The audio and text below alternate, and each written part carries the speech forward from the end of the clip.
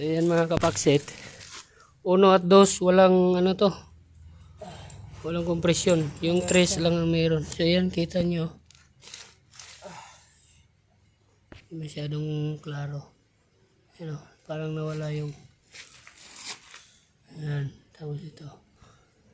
Tapos dito, ito. Dito sa ano, wala. Ito ako lang nag-touch niyan. Yan. Barbula.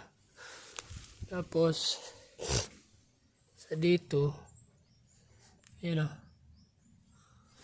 Isa. Tapos doon o. Yan, 2 o. Dito, wala. 0, 0. So, dahil top overhaul yan, palitan na yan. Hindi na pwedeng ibalik yan.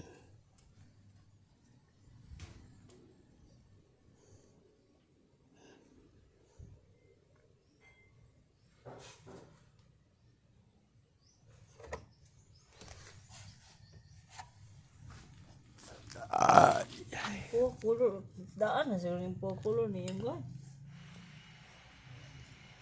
Yan tanggal.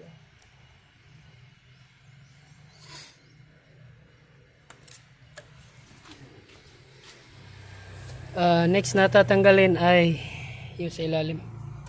Itong water pa oil pump. Kaka-change oil lang.